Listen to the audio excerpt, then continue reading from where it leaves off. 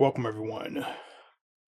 We have the McFarlane DC Multiverse Superman versus Godzilla. This is a pretty large box. Just to show this off with a regular figure, you see how big it is? You've got Godzilla. You've got a regular size 7-inch McFarlane figure and what used to be their little page puncher size 4-inch figure. Now, previously we got King Kong. It's already been revealed that there is going to be a atomic breath version of the same mold that will have a Wonder Woman. We don't know what that Wonder Woman is going to look like yet, I don't believe. But I've been pretty excited about getting this, mostly for the Godzilla. I think the Godzilla is going to be cool. Seeing the Superman, I think is pretty cool. He's got a similar theme that the Batman had, where he's got some kind of like, fighting expression on his face. So I've seen some people turned off by it, but we got this figure already. Now you can have another version of this figure or whatever. Maybe you don't even care about Superman and just want the Godzilla. Outside of that, pretty normal McFarlane packaging here. Does have this nice Justice League versus Godzilla versus Kong on the side. There is the UPC for anybody who wants to see that.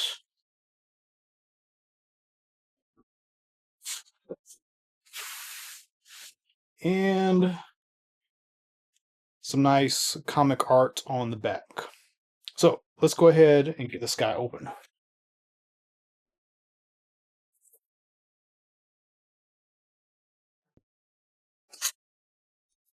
And just to go over the inner packaging real quick, it's got this two-piece kind of clamshell thing going on, taped together. So you do have the Superman on one tray with the extra hands.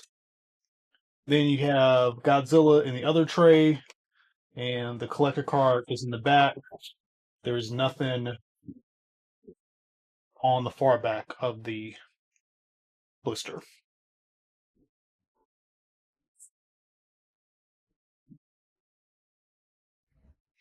Okay, here he is out of the package, and before putting the tail on, just want to kind of show this off.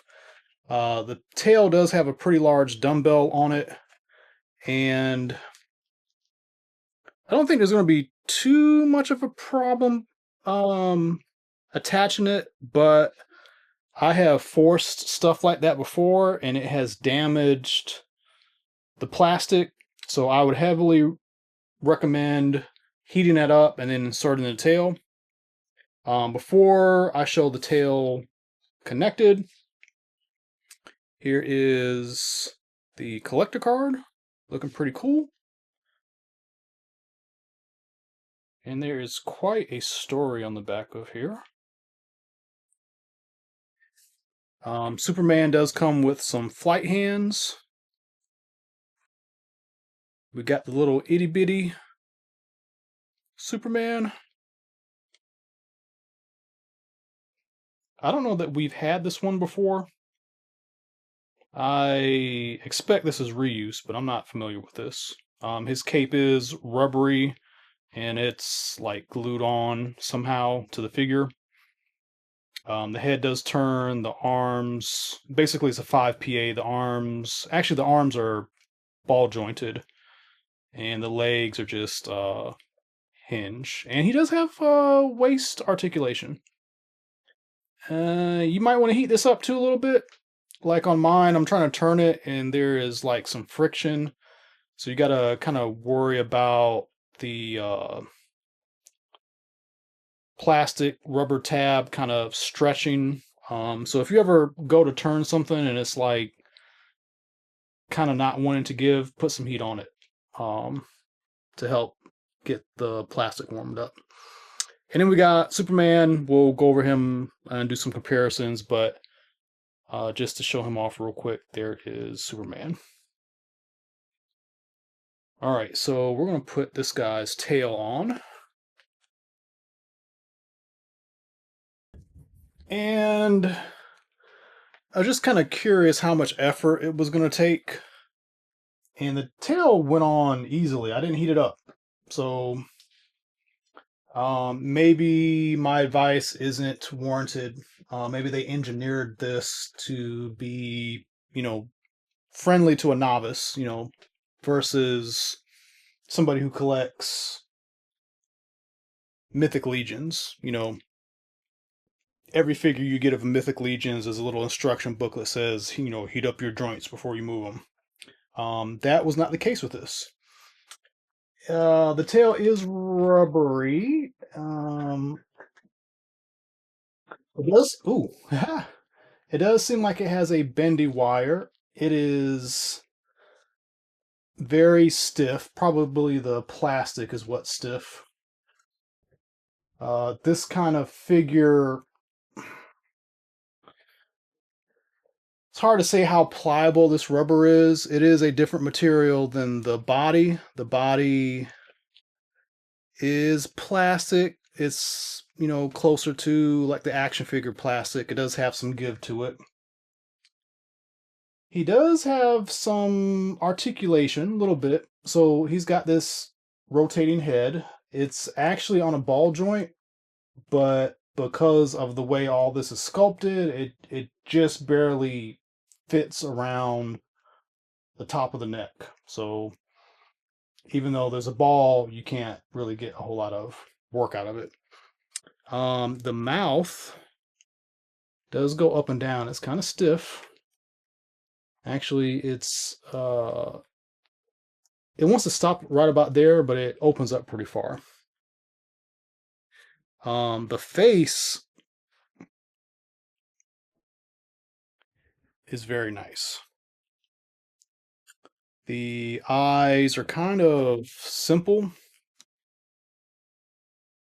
They're just red dots, but just getting in there a little bit further, kind of see what the sculpt looks like. It is pretty amazing. I've got this, it's probably, there's at least dry brushing. There may be like a darker wash in here, so there could be like 3 different things, but the sculpting is so deep that, some of this could just be shadow helping to make this stand out. Even on the fins, there's a good bit of detailing there too. A little bit softer than the other skin areas. And then the nails have some good, the toes, whatever you want to call these. They've got some little bit of wash. Just some really good sculpting there. And on the claws on the hands too. Just really nice.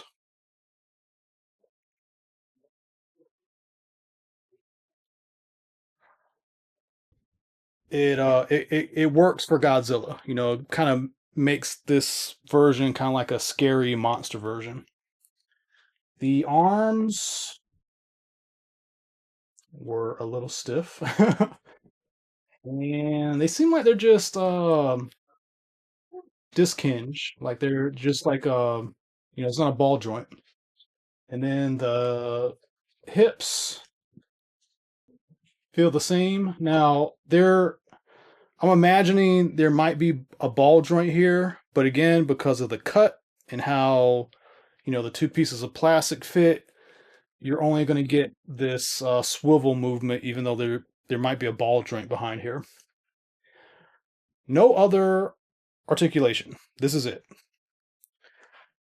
I do kind of feel like he might be hunched a little bit. They're like, it's sculpted and designed a bit, I think, to take into account like the limited range of the tail.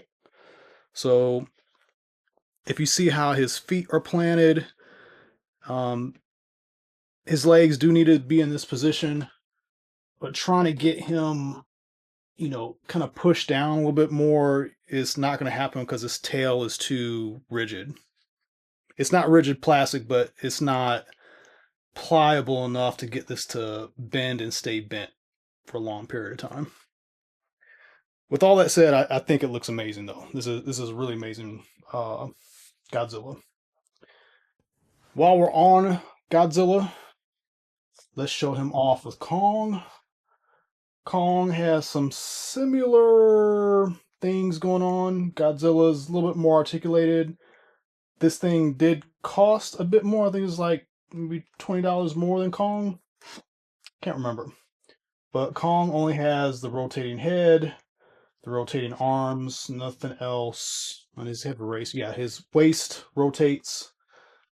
The legs are completely static. But he did come with an extra head, so that was kind of cool.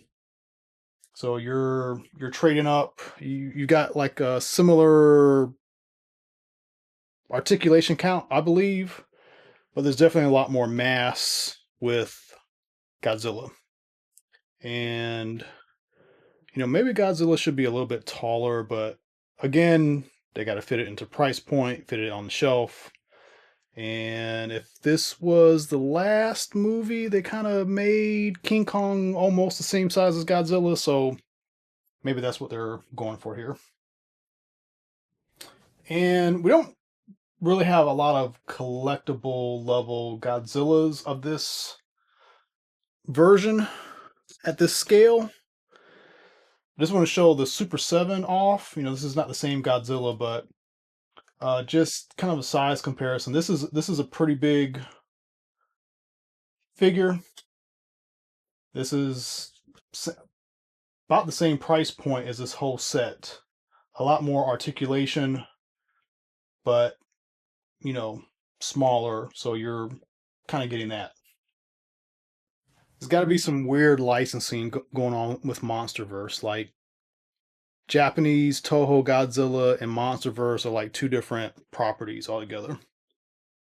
Okay, so we'll talk about Superman real quick.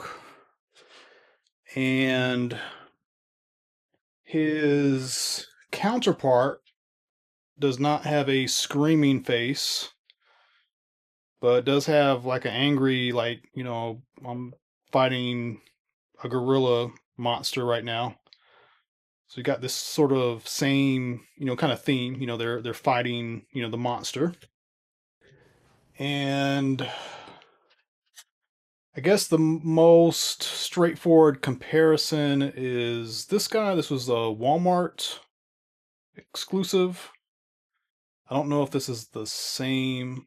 Yeah, this is not the same buck. Yeah, I'm not quite sure which Superman body this is. Almost looks like Hush. It's different. I have not been keeping up with the Superman bucks, but we've gotten quite a few over the past couple years. He does have the yellow S on the cape. He does have a wired cape. It's wired all the way around. They did a good job of, tucking the cape up underneath the neck. This whole piece is like a separate piece there.